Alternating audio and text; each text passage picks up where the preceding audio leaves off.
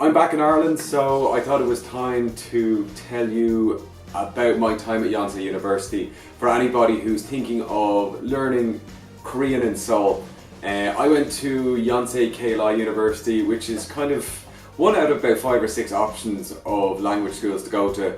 I went to Yonsei to do 2 10-week courses in Korean. The courses are 4 hours a day, Monday to Friday. There's 3 or 4 days holidays in the semester. And I wasn't happy with Yonsei at all. And a lot of people there were not happy with it at all because it's really focused on grammar, more so than speaking. So you'd be able to write very well in Korean coming out of Yonsei, but nobody really had, even people that were in the level 4 of the course, they would have done, say, 40 weeks there. They wouldn't have had a great conversational skills because we didn't talk a lot.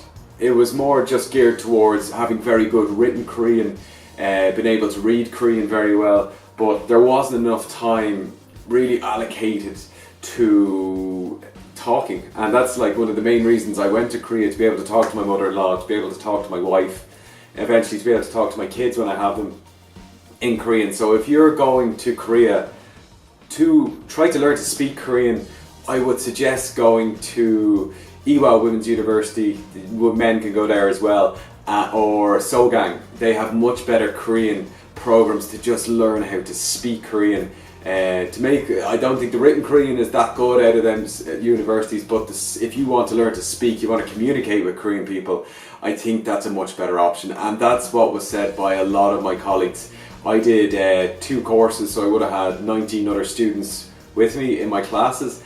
And I think out of 19, only 1 or 2 were really happy with Yonsei. I felt that the Yonsei way of teaching, the speed and the exams are one of the hardest things I've ever done academically. I thought I was going to go to Korea honestly and do the 4-hour classes, maybe study for an hour in the evening, and then at the weekend I was going to just hang out with my wife and have a good time. But that's not the case at all. If you want to pass in Yonsei, you need to do the class for 4 hours, come home, the homework's about an hour, and then you really need to put in 2 or 3 hours a night into actual study. And if you want to learn how to speak Korean, you're going to have to do that on top of that on your own time. So for people who are coming over just to learn Korean, they have a grant or something like that, they want to learn how to write Korean, and they want to be like just of a very high academic standard, I would recommend Yonsei for you guys. But if you're like me and you're coming over, you're still going to use English as your normal language, your working language. You want to learn how to speak to your friends, you want to learn to speak to your wife, you want to learn just to get around Korea, to be able to talk to people, order stuff as quickly as possible. I suggest you pick a different university other than Yonsei, especially if you're working, because with Yonsei you really need, if you want to have a full Korean education, you need so much time every day, and you need to be putting in the work. And like, if you're able to put in the work, you will get to a very high level in Korean in a year and a half. But if you've got other things on the side, you're going to get very frustrated very fast. And that's really what happened to me. At the end, I was putting in so much work. My general enjoyment to Korea, like I moved to Korea and was working remotely. It's like a once in a lifetime thing.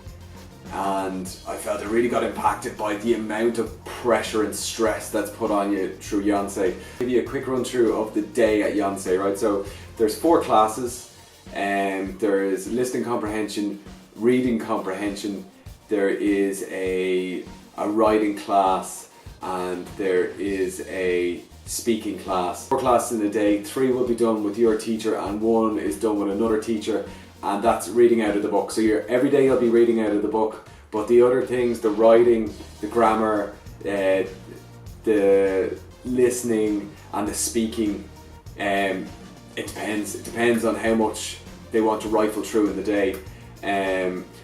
With some of the teachers, there's lots of homework. Like, we were going home, we were getting maybe an hour of just copying stuff down, making sentences and stuff, so that takes about an hour each night. And then if you want to get your reading up to a certain level, you want to get your writing up to a certain level, that's another, you do it on your own. And your speaking, you do that on your own.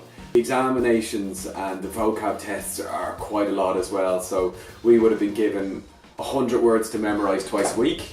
It doesn't sound like a lot, but it is a hell of a lot. You get examined in the 5th and the 8th week. In the examinations, there's I think there's reading comprehension, reading out loud, listening comprehension, speaking, and writing tests. So there's 5 exams altogether, so it's quite a lot, and there's 5 exams twice, so that's 10 exams. You've got 2 Tana quizzes a week, so there's like 30 exams in a 10-week period, and there's just no enjoyment. I really wanted to just enjoy studying Korean, not have to be stressed out by it.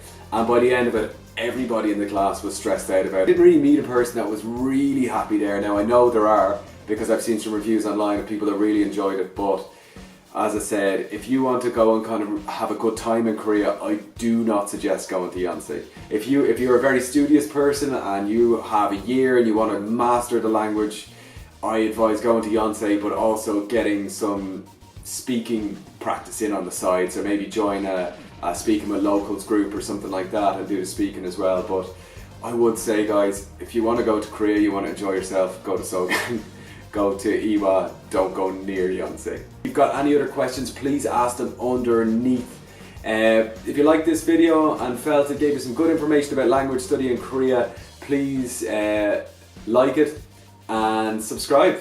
And thank you very much. And again, if you have any questions, underneath, and I'll talk to you next time, maybe with a bit more positive views on things.